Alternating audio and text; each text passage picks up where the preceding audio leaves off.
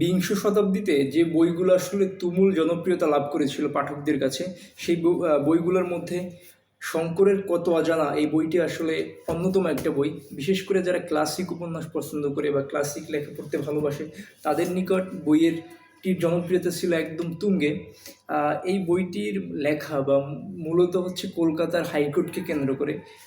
এই বইয়ের মূল যিনি চরিত্র বা মূল যাকে ঘিরে এই ঘটনাটা আসলে শুরু হয় বা প্রেক্ষাপটটা শুরু হয়, তিনি হচ্ছেন নোয়েল ফেডরিক বারোয়েল, যিনি আসলে ইংরেজে মানে কলকাতা হাইকোর্টের শেষ ইংরেজ ব্যারিস্টার।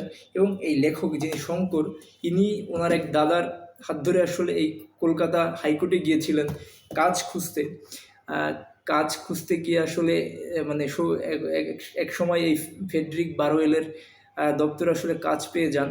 দেখেন, আইন এবং সাহিত্যর এই যে একটা সংমিশ্রণ, এইটা কিন্তু লেখক এই লেখায় মানে এই বইয়ে আসলে খুব সুন্দরভাবে সংযোজন ঘটিয়েছেন। যাই হোক, মূল লেখার দিকে যদি আমরা প্রবেশ করতে চাই, তাহলে বিষয়টা এরকমভাবে শুরু হয়েছে যে কলকাতায় আসলে আইন ব্যবসার শুরুটা বা মানে ব্যবসার প্রচলনটা আসলে কীভাবে শুরু হয়। লেখক এইটার আলোচনা, একটা দুর্দান্ত আলোচনা করেছেন। এইখানে একটা বিষয় যে যারা আইনের সাথে যুক্ত বা আইনের উপরে পড়াশোনা করেছেন, তারা বিষয়টা খুব ভালোভাবে বুঝতে পারবেন যে একাডেমিক জীবনে ভালো করেও মানে কোর্ট অঙ্গনে গিয়ে ভালো করাটা যে করবেন, এর আসলে গ্যারান্টিটা সেরকমভাবে কেউ দিতে পারে না।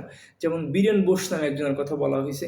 এই নোয়েল ফেডরিক বারোয়েল, যিনি আসলে খুব নামি দামি একজন ব্যারিস্টার ছিল, কিন্তু এই বীরেন বোসও ওইরকম একাডেমিক জীবনে খুব ভালো থেকেও কোর্ট অঙ্গনে গিয়ে খুব একটা তেমন ভালো করতে পারে নাই।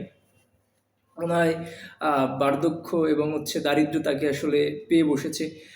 এই কোর্টের জায়গাটা আসলে একটা মানে একটা অন্য রকমের পরিবেশ থাকে। সেখানে কারো স্বপ্ন ভঙ্গ হচ্ছে, কেউ আবার আশাহত হচ্ছে, কেউ আবার দুঃখ ভারাক্রান্ত মন নিয়ে বসে আছে।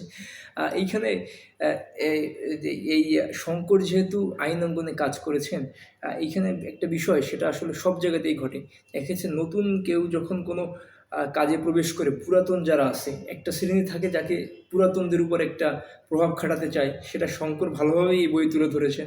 আবার অনেকে আছে তাদেরকে সাপোর্ট করার মানে সমর্থন দেওয়ার চিন্তাভাবনা করে, তাকে নতুন হিসেবে তাকে স্বাগত জানিয়ে বিভিন্ন কাজকে আসলে বুঝিয়ে দেওয়ার চিন্তাভাবনা করেন। এই বইটি আসলে ওই বিষয়গুলোও বলা হয়েছে। যে আরেকটা বিষয় যে আইনের দীর্ঘসূত্রতা, এইটা আসলে সেই সময় যেরকম ছিল এখনও আসলে আছে, এটা আমরা সকলেই জানি। সেই বিষয়টা লেখক এখানে বলেছেন।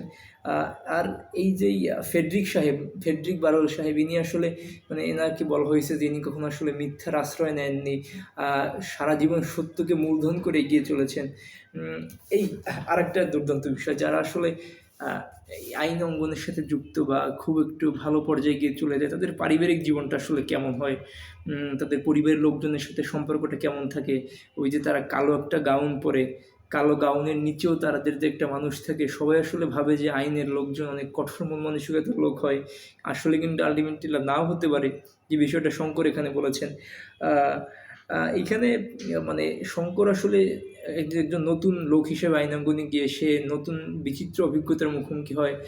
তাকে ফেডরিক সাহেব উপদেশ দেয়, যদি চোখ কান খোলা রেখে, তাহলে এই কোর্ট অঙ্গনে অনেক নতুন অনেক বিষয় শেখার আছে, যা পরবর্তী জীবনে খুব ভালোভাবে কাজে লাগার একটা জায়গা আছে। পরবর্তীতে যে বলা হয়েছে যে এখানে